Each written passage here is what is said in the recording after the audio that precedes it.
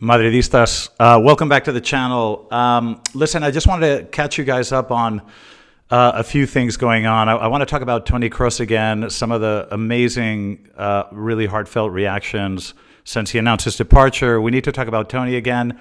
I also want to talk about the Europa League final because I don't know if you guys saw it, but that is a serious warning shot in terms of the Wembley final for us. And we need to discuss it because nobody saw that result coming. And this is football. We got to be really careful with that. I also want to talk about some of your comments in terms of, that last video I did called EFDS, English Football Delusion Syndrome. A few of you guys made some observations that are really, really interesting that I didn't actually include in my analysis, but that I think are worth mentioning. So we'll talk about that briefly. And then a couple of other things going on. You may have heard about the Rubiales WhatsApp conversations with Seferin, and it's just really disgusting. I'll give you guys a very brief summary of what happened there, but, very unpleasant. But anyway, just want to get you guys up to speed on a few things. Welcome back to the channel, and let's get started.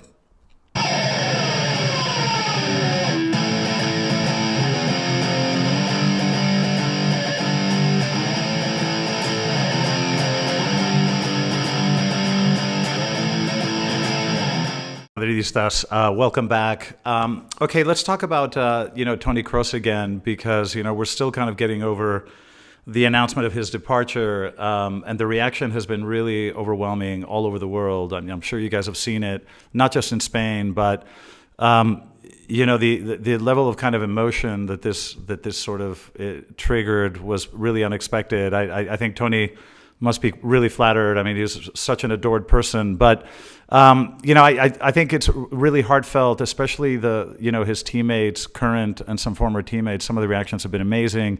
You may have seen some of them. I'll just show you some. They've been across different social media platforms, but Nacho put out a really nice message. Rudiger, Rodrigo, even former teammates, Gareth Bale, Asensio, and then, Militao, Vini, Carvajal, Brahim, Joselu, Camavinga is really, really overwhelming. And these messages are really, really cool.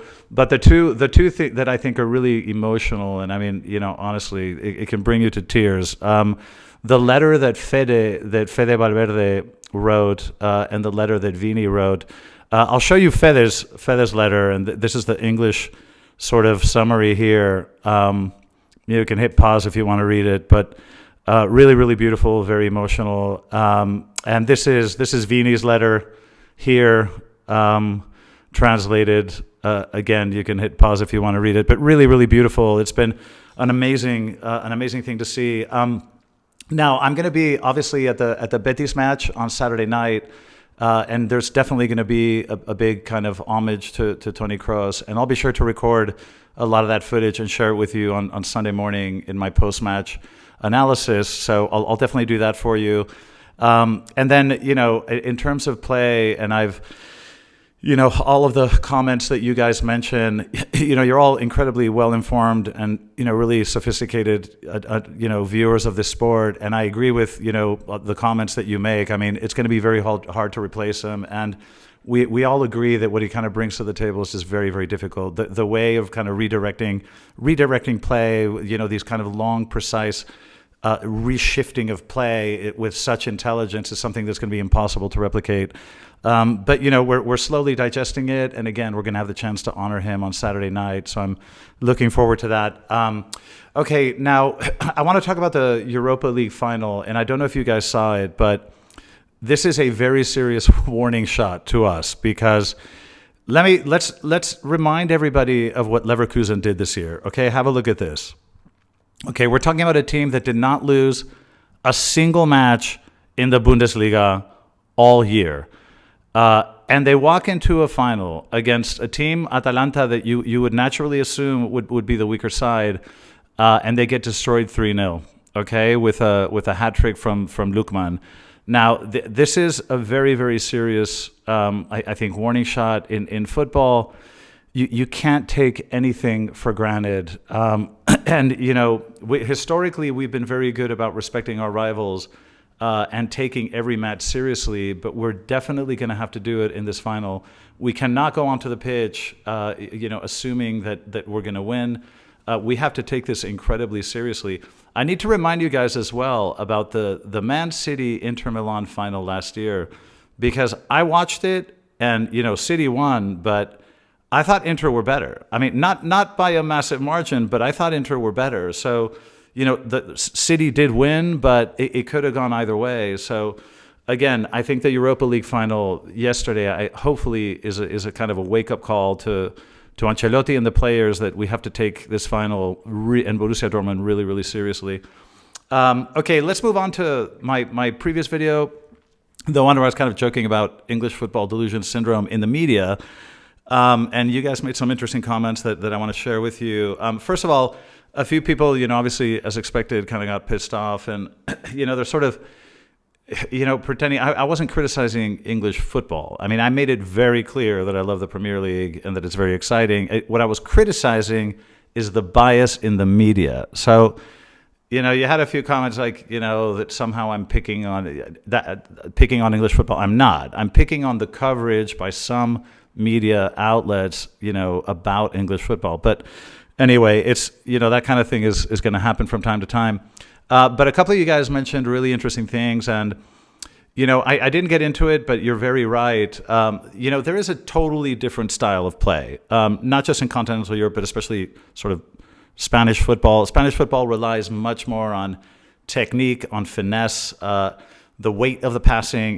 For example, the EPL is very physical. Every player, I think before they even try a player out, he's got to be huge and run a lot, and that it doesn't work that way in Spain. I mean, we're much more into kind of touch, finesse, technique, your first touch, your dribbling ability, the weight of your passes. We're more into the technical side of the game, and it's a completely different style, and that's absolutely true. And a few of you guys pointed that out, and it's also true that we have done a huge amount. Spanish football has done a lot to improve English football, because if you look at the managers that have gone to the EPL, the players that have gone to the EPL, the technical quality of the EPL has improved a lot in recent years. I mean, this is no longer the sort of kick and run type stuff of a few decades ago. I mean, now, players tend to be better on the ball. I mean, you've got the Fodens and the Grealishes and, players that are much more, careful with the ball, much more skillful with the ball.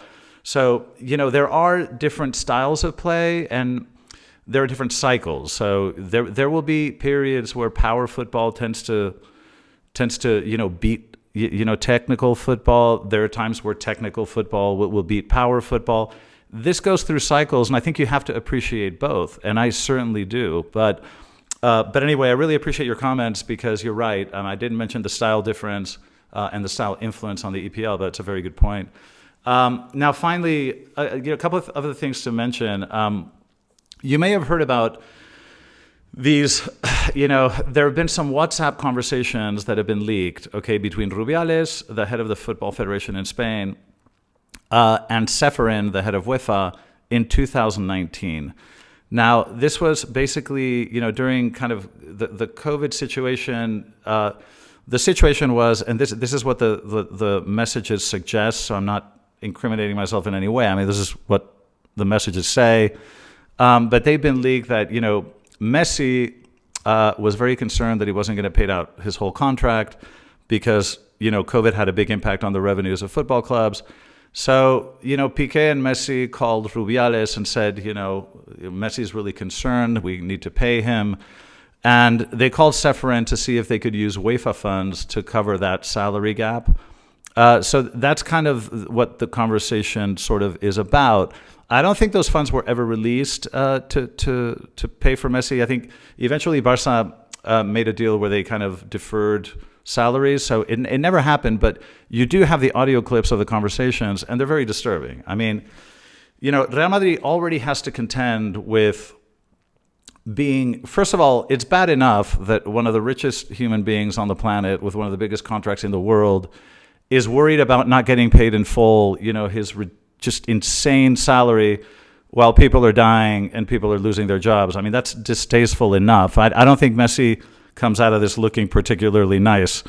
But, in addition to that, I mean, Real Madrid, in addition to having to deal with the refs in Spain, the committee of refs, which we've been fighting for obviously 20 years because they've been paid, fighting with La Liga and Tebas, fighting with Rubiales and the Federation, who, the decades of sort of systemic anti-Madridismo in Spain.